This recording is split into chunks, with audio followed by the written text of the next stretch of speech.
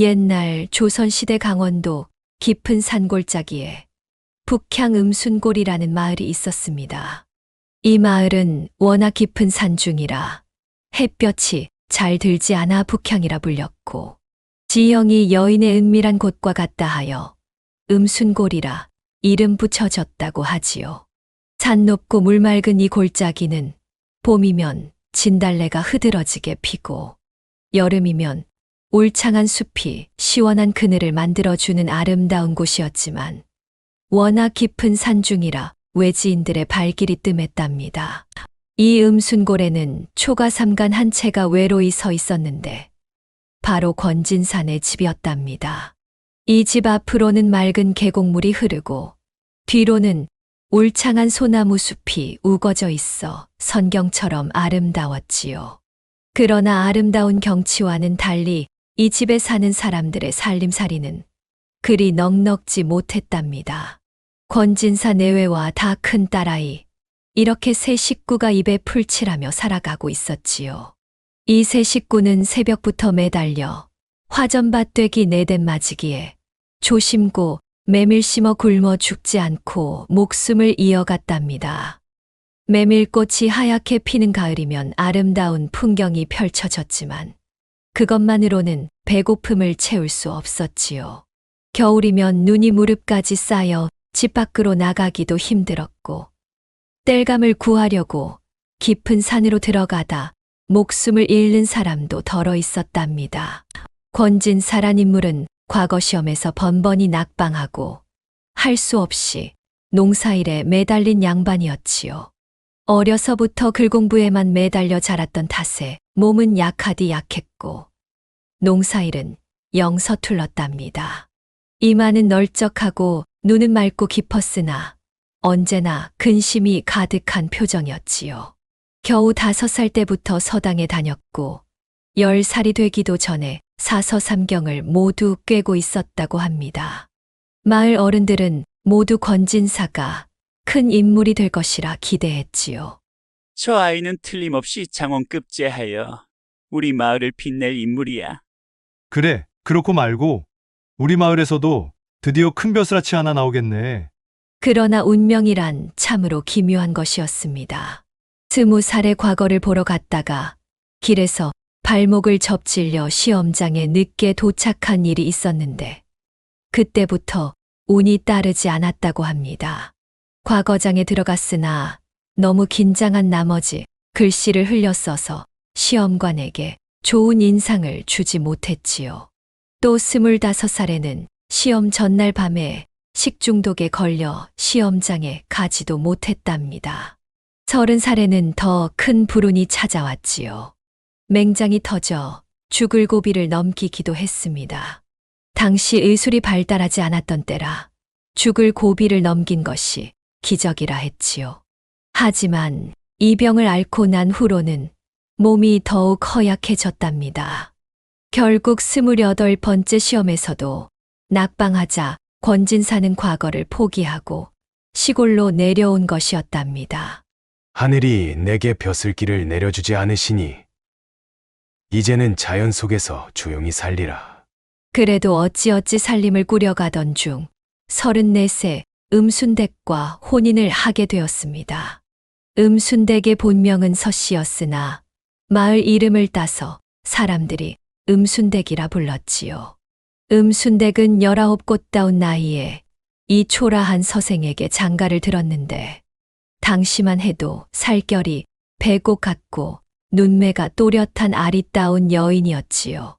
마을 처녀들 중에서도 가장 인물이 좋아 여러 중매가 들어왔지만 음순댁의 부모는 글 읽는 양반과 혼인시키고 싶어 권진사를 사위로 택했답니다. 음순댁의 부모는 미천한 농부 출신이었지만 딸만큼은 좋은 집안으로 시집 보내고 싶었던 것이지요. 우리 딸아이가 저 양반집 사람이 되면 나중에 벼슬길에 오르게 될 테니 고생은 잠시뿐이라오. 그렇지. 그렇고 말고 우리 딸내미가 나중에 정부인이 되면 우리도 좋은 곳에서 여생을 보낼 수 있을 게야.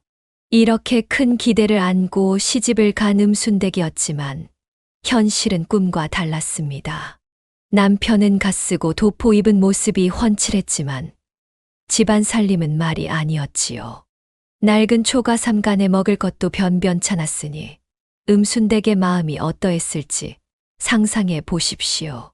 그렇게 장가를 든 권진사였지만 아이고 이 양반이 백면서생에 좁은 어깨 쭉지는 축 늘어지고 가느다란 팔다리는 도대체 힘을 못 쓰는 게 아니겠습니까? 바닥에 떨어진 콩알 하나 줍는 것도 허리가 아파 몇 번이고 숨을 고르며 내려갔다 올라왔다 하는 형편이었지요. 게다가 꼴의 양반이랍시고 똥지게 걸음지게는 지지도 않아서 조와 메밀의 작황은 볼품이 없었답니다. 명색이 양반이라고 더러운 일은 손에 닿지도 않았으니 밭에 거름이 부족해 농작물이 시원찮게 자랄 수밖에 없었지요. 여보, 우리 밭에 거름이 부족해서 농작물이 잘 자라지 않아요. 좀 도와주시면 안 될까요? 이복에 양반 체면에 무슨 걸음을 짊어지고 다닌단 말인가? 그렇지만 여보, 살림이 일이 어려운데. 말도 마시오. 내 체면이 뭐가 되겠소. 차라리 굶어 죽을지언정 양반의 도리는 지켜야 하오. 이런 대화가 매일같이 이어졌지만 권진사는 변함이 없었습니다. 대신 날마다 책을 읽고 시를 짓고 그림을 그리며 풍류를 즐겼지요. 가끔은 이웃 마을의 선비들과 모여 시회를 열기도 했는데 그럴 때면 형편에 맞지 않게 귀한 술과 안주를 차려 대접했답니다. 여보, 살림이 일이 어려운데 손님들을 대접할 음식을 어찌 마련하나요? 부인, 선비의 교훈은 밥 한 술이라도 나눠 먹어야 하는 법이오. 체면이 있지 않소. 이렇게 권진사는 체면만 차리고 있었지만 차츰 집안 살림은 기울어 갔습니다. 안방의 광에 쌓아두었던 곡식은 바닥을 드러냈고 소와 닭도 모두 팔아넘겨야 했지요. 그런데도 권진사는 날마다 시집에서 가져온 사서삼경을 읽으며 글 공부를 게을리하지 않았답니다. 마치 언젠가 갑자기 과거 시험이 다시 열릴 것처럼 말이지요. 18배 장가들어 20의 딸을 낳았지만 슬아의 아들이 없는 것이 권진사의 한이었습니다. 양반가에서는 대르리일 아들이 없으면 큰 불행이라 여겼기 때문이지요. 아들을 보기 위해 온갖 정성을 다했지만 아이가 더 생기지 않았답니다. 사당에 제사를 지내고 조상신에게 빌고 심지어 무속인을 찾아가 굿을 하기도 했지요. 아이를 갖기 위해 음순댁은 온갖 약재를 다려 마셨고 여러 가지 미신적인 행동도 했답니다. 하지만 하늘은 이들 부부에게 더 이상의 자식을 허락하지 않았지요. 여보, 우리에게 데려릴 아들이 없으니 양자라도 드리는 게 어떨까요? 안 돼요. 내 피가 흐르지 않는 아이를 어찌 내 자식이라 할 수 있겠소. 차라리 후처를 드리는 게 나을 것이오. 여보, 음순댁은 남편의 이런 말에 마음이 아팠지만 어찌할 수 없었습니다. 당시 사회에서는 아들을 낳지 못하면 여인의 잘못으로 여겼으니까요. 그러나 다행히도 권진사는 후처를 드리지 않았습니다. 워낙 가난했기 때문에 누가 시집 오려 하지도 않았지만 그보다는 음순댁을 진심으로 사랑했기 때문이지요. 그러던 어느 날 갑자기 심한 기침을 하던 권진사가 알아눕더니 급기야 피를 토하기 시작했습니다. 핏덩이가 한 움큼씩 나오는 모습을 보고 음순댁은 놀라 어쩔 줄 몰랐지요. 여보, 이게 웬일이오? 어서 의원을 불러야겠어요. 괜찮소. 호들갑 떨지 마시오. 곧 나아질게요. 하지만 권진사의 상태는 점점 악화되었습니다. 이 모습을 본 음순댁은 급히 신비 밖에 사는 의원을 모셔왔지만 돌아오는 길에 갑자기 소나기를 만나 약재가 모두 젖고 말았지요. 발을 동동 구르며 울던 음순댁의 모습이 눈에 선합니다. 이 약은 소용이 없게 되었으니 내일 다시 지어오겠소.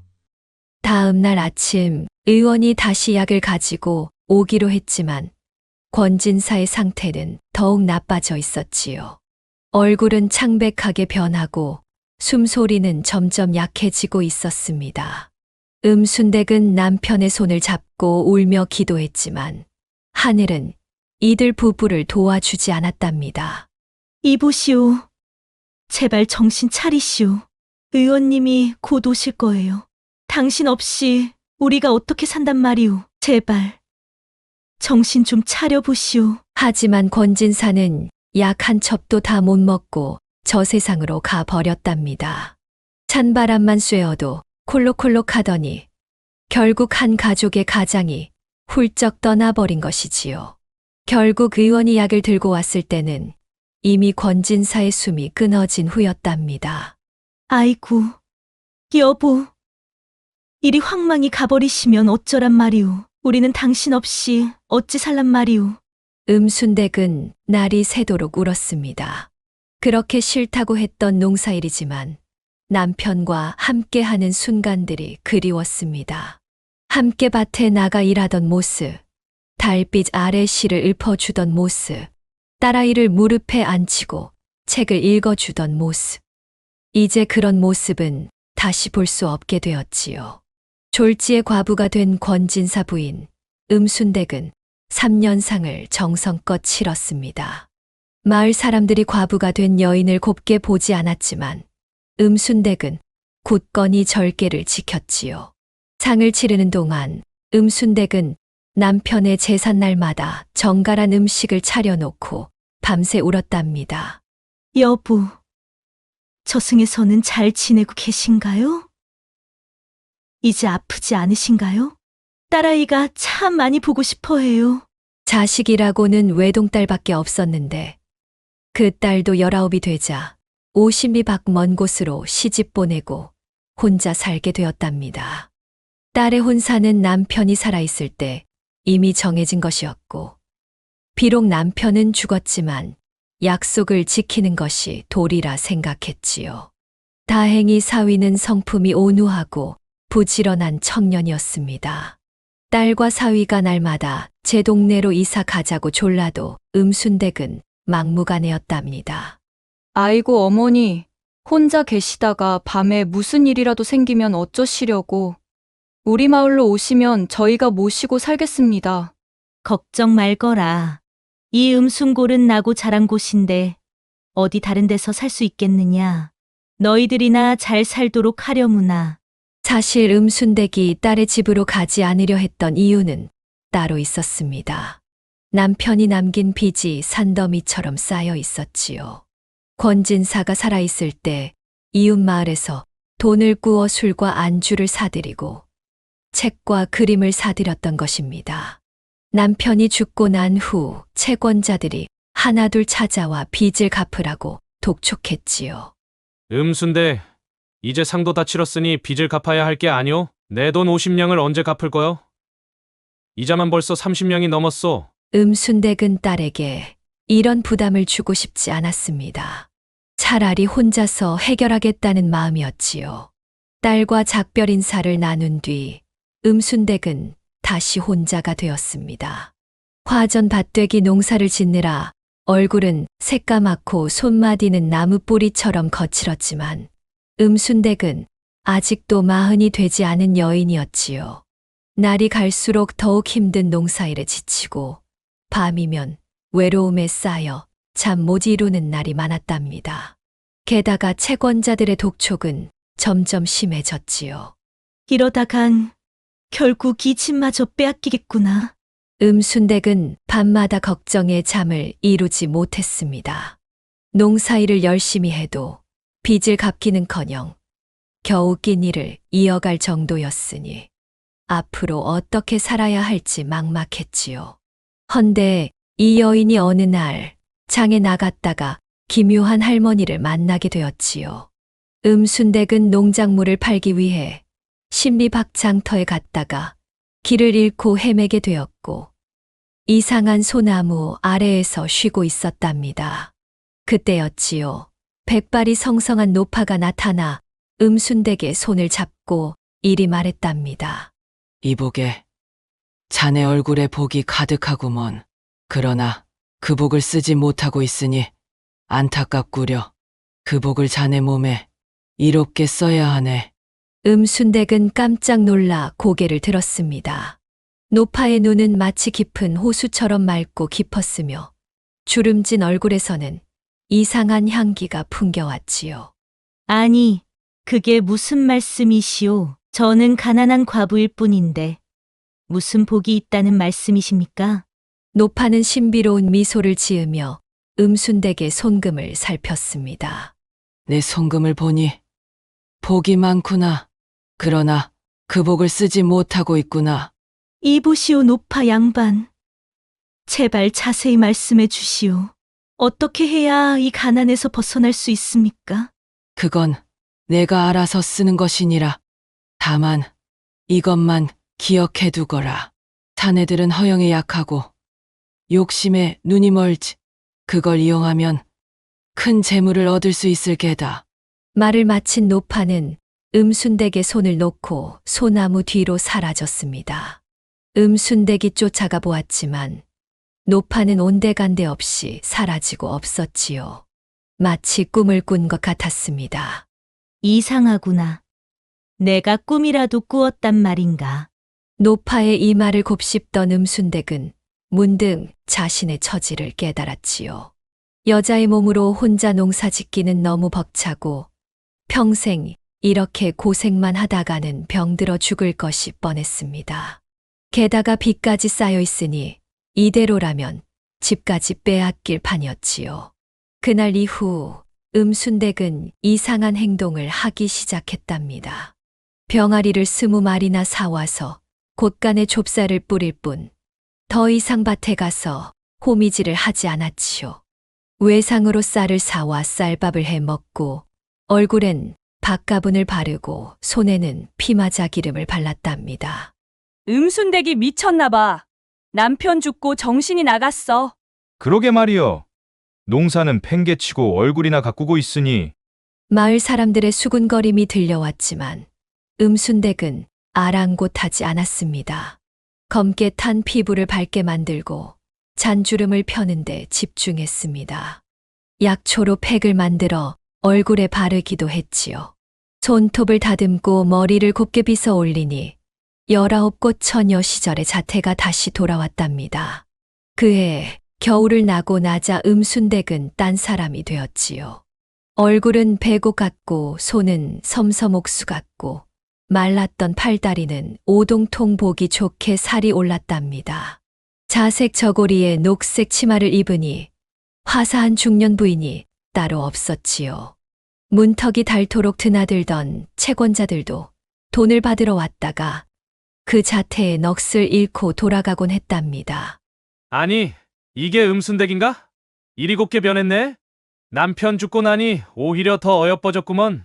음순댁은 이제 채권자들에게 다른 태도를 보였습니다. 예전에는 빚을 갚지 못해 미안하다며 숨기 바빴지만 이제는 오히려 그들을 반갑게 맞이했지요. 차를 대접하고 정겨운 이야기를 나누며 시간을 보냈답니다. 조금만 기다려주세요. 곧 장사를 시작할 계획이니 그때 빚을 모두 갚겠습니다. 그래, 음순댁이 장사를 한다고? 무슨 장사를 할 건데? 호호호, 그건 비밀이에요. 곧 보실 수 있을 거예요. 어느 날이었습니다. 새우젓 장수가 마을에 왔기에 음순댁이 새우젓 한 사발만 주세요. 했더니 새우젓 장수가 뭐라 하는 것 아니겠습니까? 새우젓 팔러 온 게 아니라 그동안 밀려있는 외상값 받으러 왔소이다. 외상값 나올 때까지 안방에 들어놓을 것이요. 이 새우젓 장수는 박주물럭이라 불리는 험상궂은 사내였습니다. 키는 6척이 넘고 어깨는 한자가 넘는 건장한 체격의 얼굴은 호랑이처럼 생겼지요. 듬직한 콧날 아래로 두터운 입술이 있었고 눈썹은 칼날처럼 날카로웠답니다. 원래는 장터에 도살업을 하던 사람이었는데 우연히 새우젓 장사가 돈벌이가 된다는 소문을 듣고 새우젓 장사로 업종을 바꾼 사내였답니다. 성질이 불같아서 돈을 제때 갚지 않으면 손찌검을 하기로 유명했지요. 한 번은 돈을 갚지 못한 노인의 머리채를 잡고 끌고 다녀 마을 사람들의 원망을 사기도 했답니다. 후후, 마음대로 하시구려. 없는 돈을 만들어낼 수 있겠소. 음순댁은 웃으며 대꾸했지만 속으로는 두려움이 앞섰습니다. 하지만 노파의 말을 떠올리며 용기를 냈지요. 자신의 아름다움을 무기로 삼아 이 사내를 다루겠다는 결심을 했답니다. 이 아줌씨가 배째라고 나오는 겐가? 어디 한번 해보자고. 험상궂은 새우젓 장수가 새우젓 지게를 내려놓고 팔을 걷어붙이더니 콧방귀를 뀌면서 마루에 걸터 앉았답니다. 음순댁이 부엌에서 나오며 애교 섞인 목소리로 말했지요. 싸울 때 싸우더라도 우선 탁배기 한잔 하시오. 이 음순골 산에서 캔 도라지로 담근 술인데 한 잔 마셔보시구려. 박 주물럭은 원래 술을 좋아하는 사내였습니다. 어릴 적 아버지가 술에 취해 자신을 때리던 기억 때문에 술을 증오하던 때도 있었지만 역설적이게도 20살이 되자 자신도 술의 매력에 빠져들고 말았지요. 특히 도라지 술이라면 사족을 못 쓰는 터였답니다. 도라지 술이라고? 그거 내가 제일 좋아하는 술인데.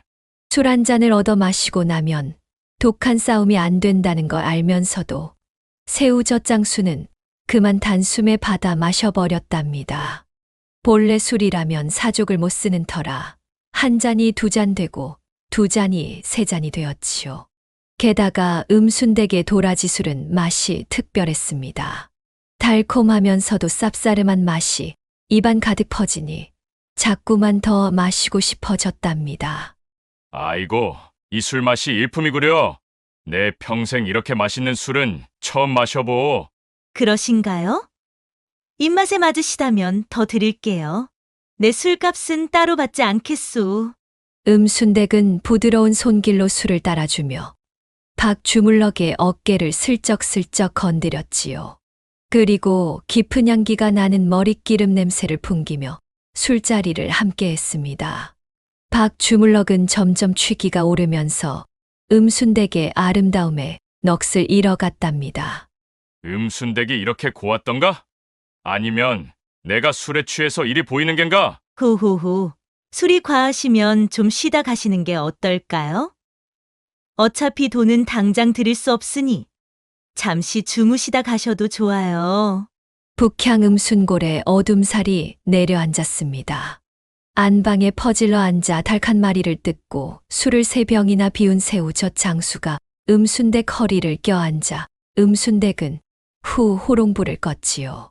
아니 글쎄, 이게 웬일인지 음순댁이 더 적극적으로 달려들어 초가삼간이 무너질 듯 괴성을 지르며 음과 양이 불똥을 튀겼답니다. 박 주물럭은 과거 여러 여인을 만나봤지만 이처럼 정열적인 여인은 처음이었지요. 그날 밤 두 사람은 밤새도록 운우지정을 나누었답니다. 이렇게 좋은 걸 숨겨두다니 새우젓보다 더 짭짤하네 그려. 다음 날 아침 박 주물럭은 외상값을 받는 것은 까맣게 잊은 채 자신의 지게에서 제일 좋은 새우젓 항아리를 꺼내 음순댁에게 선물했습니다. 이건 내가 가장 아끼는 것이니 음순댁에게 드리오. 다음에 또 오겠소. 그러시구려. 언제든 오시면 내 맛있는 도라지 술을 대접하리다. 박 주물럭이 돌아간 뒤 음순댁은 혼자 웃으며 중얼거렸습니다. 그래, 이렇게 하면 되는 것이구나. 그때 그 노파의 말이 맞았어? 음순댁은 이제 자신의 계획을 실행에 옮기기 시작했습니다. 매일 밤 촛불을 켜고 거울 앞에 앉아 자신의 얼굴을 들여다보았지요. 점점 자신감이 생겨나는 것을 느꼈답니다. 이제 시작이야. 이 몸으로 마음껏 살아보리라. 며칠 후 박물 장수가 마을에 왔답니다. 이 박물 장수는 김총각이라 불리는 젊은 청년으로 팔도를 돌아다니며 온갖 물건을 팔아 돈을 모으는 중이었지요. 키가 작고 얼굴은 곱상했지만 영특하고 장사 수완이 좋아 여러 마을에서 인기가 많았답니다. 이 김 총각이 음순댁 집에 들렀을 때였지요. 아이고, 박물 장수님. 물건 구경 좀 하고 싶은데 돈이 없어 살 수가 없네요. 아이고, 부인, 구경만 하시려고요? 이렇게 아름다우신 분이 제대로 된 물건 하나 없이 지내시다니요. 정말 딱한 일입니다. 지난해 남편이 죽고 나서 살림이 말이 아니라서요. 그래도 구경이라도 하고 싶으니 좀 보여주시겠어요? 김 총각은 음순댁의 아리따운 모습에 넋이 나가 자신이 가진 비단, 실핀, 비녀, 연지 등을 모두 꺼내 보여주었습니다. 음순댁은 그것들을 하나하나 만지작거리며 애교 있게 물었지요. 아이고, 이 비단은 어찌나 곱던지. 입으면 얼마나 좋을까? 부인께서 입으시면 더욱 빛날 것입니다. 한번 입어보시지 않겠습니까? 이 비단은 강남에서 들여온 최고급 물건이라 피부가 고운 분이 입으면 그 빛이 배가 된다고 하지요. 김 총각은 자신이 가진 비단 중 가장 고운 것을 꺼내 음순댁에게 내밀었습니다. 음순댁은 수줍은 등 미소를 지으며 비단을 받아들었지요. 정말 입어봐도 될까요? 아이고, 너무 비싼 것 같아 만져보기도 죄스럽네요. 어서 입어보세요. 부인께 드리고 싶을 정도로 잘 어울릴 것 같습니다. 그렇게 비단을 어깨에 걸쳐보는 음순댁을 보며 김 총각은 입맛을 다셨답니다. 음순댁의 고운 얼굴과 날씬한 몸매에 비단이 얹혀지니 마치 선녀가 인간 세상에 내려온 듯 했지요. 김 총각은 그 모습에 넋을 잃고 말았습니다. 해가 저물자 음순댁은 박물 장수에게 저녁을 대접했지요. 직접 닭을 잡아 푸짐한 달백숙을 끓였고 밭에서 기른 싱싱한 나물로 찬을 차렸답니다. 김 총각이 이토록 맛있는 음식을 먹어본 적이 없었을 정도였지요. 길이 어두워졌으니 하룻밤 묵어 가시는 게 어떨까요? 저녁이라도 함께 먹어요. 제가 직접 담근 술도 한 잔 대접해 드릴게요. 그러면 감사히 먹겠습니다. 이리 융성한 대접을 해주시니 제가 어쩔 줄 모르겠습니다. 김 총각은 음순댁이 내온 술을 한 잔, 두 잔 들이켰습니다. 도라지와 산삼을 넣어 담근 술은 달콤하면서도 목 넘김이 부드러워 자꾸만 손이 갔지요. 술이 몇 순배 돌자 김 총각의 볼이 발그레해졌습니다. 아이고, 부인. 이렇게 좋은 술을 마시게 해주시니 감사합니다. 제가 장사를 다니며 이렇게 좋은 대접을 받아본 적이 없어요. 후후후, 과찬이세요. 혼자 사는 과부가 이렇게라도 대접해야 손님이 오지요. 음순댁은 김 총각의 어깨를 가볍게 두드리며 술을 따라 주었습니다. 그 부드러운 손길에 김 총각은 심장이 두근거렸답니다. 밤이 깊어갈수록 두 사람 사이의 대화는 더욱 친밀해졌고 결국 김 총각은 음순댁의 유혹에 넘어가고 말았지요. 그날 밤도 음순댁은 박물 장수와 함께 밤을 보냈고 다음 날 아침 김 총각은 자신이 가진 비단 중 가장 고운 것을 음순댁에게 선물하고 떠났습니다. 이건 제가 가장 아끼는 물건이지만 부인께 드립니다. 다음에 또 오겠습니다. 기다리고 있겠어요. 다음에 오실 때도 좋은 물건들을 많이 보여주셔요. 다음에도 또 정성스런 식사와 술을 대접해 드릴게요. 김 총각이 떠난 뒤 음순댁은 받은 비단을 조심스럽게 살펴보았습니다. 상품의 질이 좋아 장에 내다 팔면 좋은 값을 받을 수 있을 것 같았지요. 이렇게 하여 음순댁의 계획은 하나씩 실현되어 갔답니다. 며칠 후 옹기 장수가 마을에 찾아왔습니다. 황대돌이라 불리는 이 옹기 장수는 40이 넘은 나이에도 불구하고 놀라운 힘을 가진 사내였지요. 머리는 벗겨졌지만 힘이 장사인 사내였지요. 양팔에 큰 옹기 2개씩 들고도 걸음걸이가 빠를 정도로 튼튼했답니다. 황대돌은 18배 장가를 갔으나 20의 아내를 여의고 그 후로는 혼자 살며 옹기 만드는 일에 평생을 바쳤답니다. 그의 손에서 빚어진 옹기는 형태가 아름답고 단단하기로 유명했지요. 심지어 임금님 수라상에 올릴 옹기도 그의 손에서 나왔다고 합니다. 아이, 추워라. 이복에 주인 양반 따뜻한 술이라도 한 잔 팔겠는가? 황대돌이 음순댁의 집 앞에서 소리쳤습니다. 음순댁은 반갑게 문을 열어주었지요. 어서 오세요. 날도 추운데 들어와서 몸 좀 녹이세요. 술은 팔지 않지만 한 잔 대접은 할 수 있어요. 오, 고맙소이다. 추운 날씨에 이런 대접을 받다니. 황대돌은 음순댁의 모습을 보고 놀랐습니다. 이토록 아름다운 여인이 외딴 마을에 혼자 산다는 것이 믿기지 않았지요. 더구나 그녀가 과부라는 이야기를 들었을 때는 더욱 놀랐답니다. 옹기 장수님, 혹시 좋은 항아리 있으세요? 장을 담글 항아리가 필요한데. 물론이지요.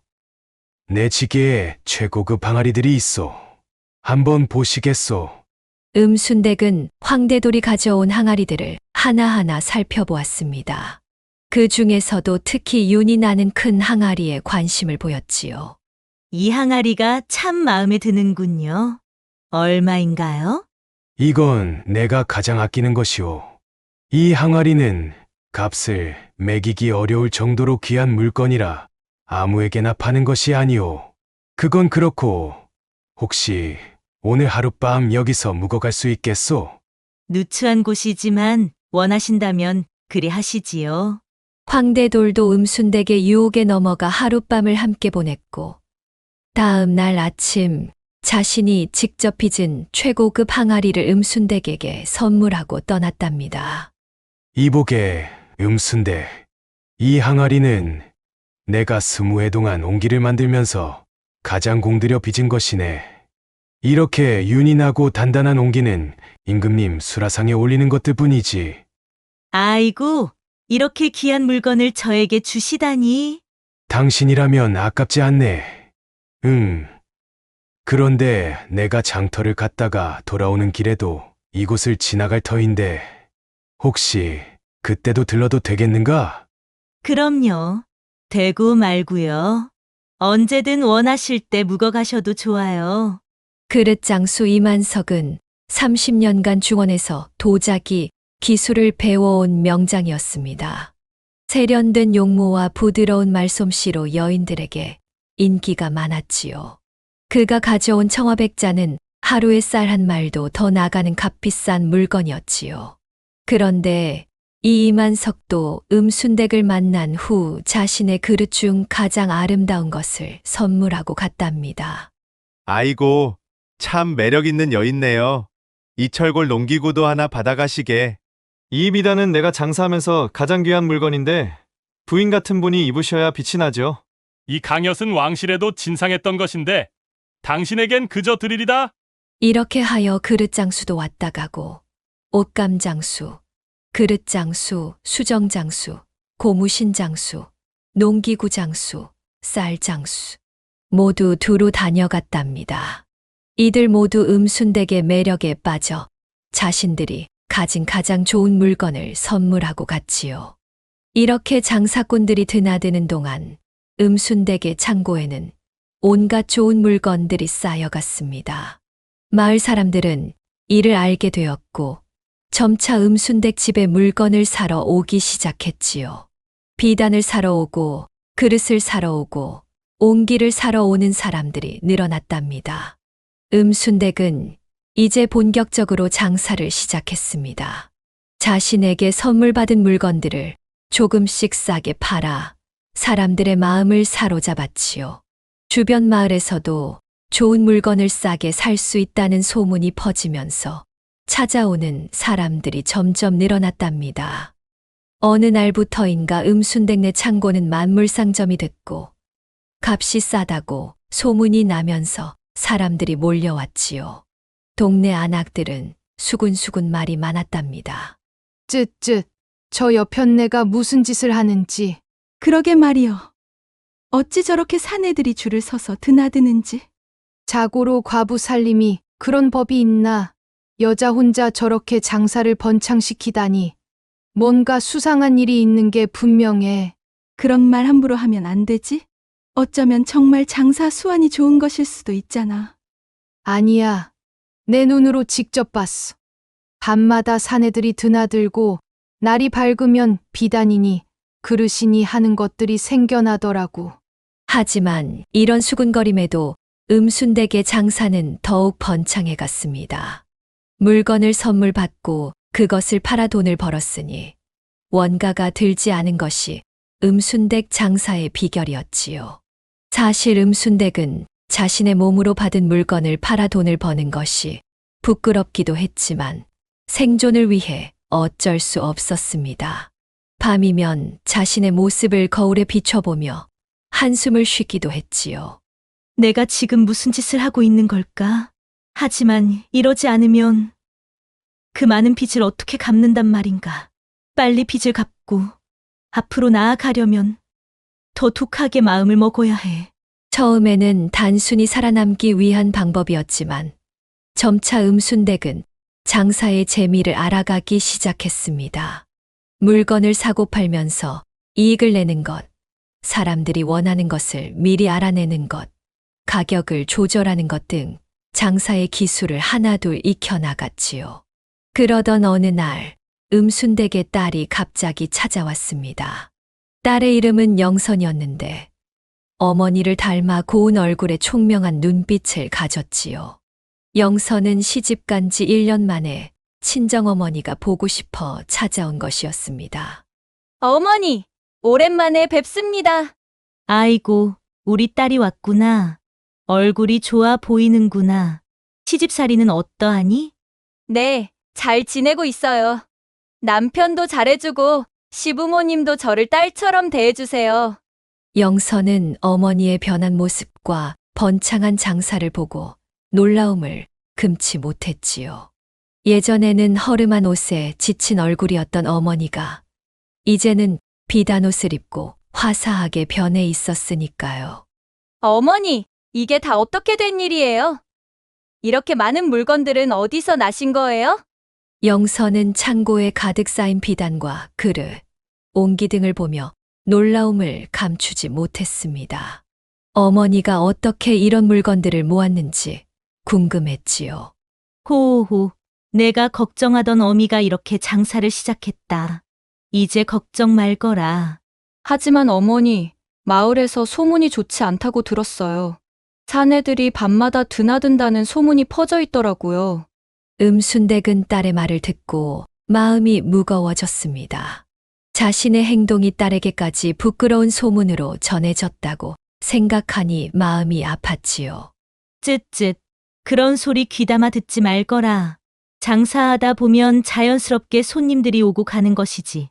별 뜻이 있겠느냐. 음순댁은 딸에게 사실을 말하지 않았습니다.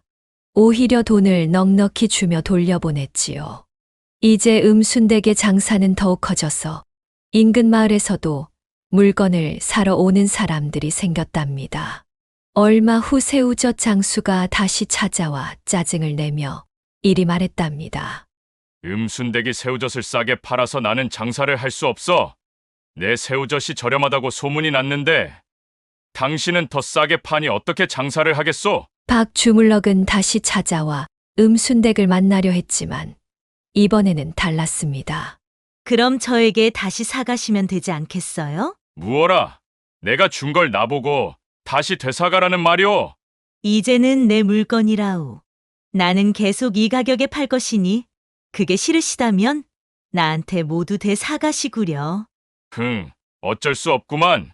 얼렁 모두 이리 주시오. 그리고는 자신이 주었던 새우젓을 돈을 내고 몽땅 사갔지요. 옹기 장수는 옹기를 사가고 그릇 장수는 그릇을 사가고 박물 장수는 박물을 사갔답니다. 자신들이 선물한 물건이지만 이제는 그것을 다시 사기 위해 돈을 내야 했지요. 자신들이 공짜로 준 것들을 다시 사가다니 참으로 기묘한 세상이로구나. 음순댁은 이렇게 마음껏 웃으며 장사를 번창시켰답니다. 공짜로 받은 물건들을 팔아 큰 돈을 모은 음순댁은 이제 더 이상 사내들을 받아들이지 않고 정당한 장사꾼으로 살아가기 시작했습니다. 52박 장터에 가서 물건을 사와 마을에서 팔고 마을에서 만든 농산물을 다른 마을에 팔아 이익을 남겼지요. 특히 음순댁은 각 마을의 시작 날짜를 외워두고 한 마을에서 싸게 산 물건을 다른 마을에 비싸게 파는 방법으로 큰 돈을 벌었답니다.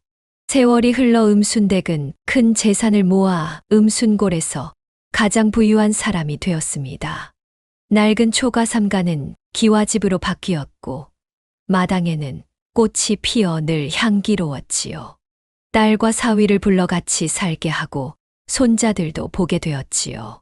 어머니, 정말 대단하세요. 이렇게 큰 부자가 되다니. 호호, 그저 장사를 좀 했을 뿐이야. 사람들이 무엇을 원하는지 알고 그것을 제공하는 것이 장사의 비결이란다. 게다가 사내들의 마음을 알고 그것을 잘 이용할 줄 알았다는 게 나만의 비결이란다. 이제는 마을 사람들도 음순댁을 함부로 말하지 못하고 존경하게 되었답니다. 오히려 음순댁의 지혜를 배우려는 여인들도 생겼지요. 음순댁이 처음에 어떻게 장사를 시작했는지는 모르겠지만 이제는 정말 대단한 상인이 되었구려. 그렇지. 그렇고 말고 우리 마을이 이렇게 번창한 것도 다 음순댁 덕분이야. 음순댁은 자신의 과거를 지우기 위해 마을의 가난한 사람들을 돕기 시작했습니다. 굶주린 아이들에게 밥을 주고 병든 노인들에게 약을 지어주었지요. 또한 자신처럼 과부가 된 여인들에게 장사 방법을 가르쳐주며 자립할 수 있도록 도왔답니다. 세상에 혼자 사는 여인이 얼마나 힘든지 내가 잘 알지.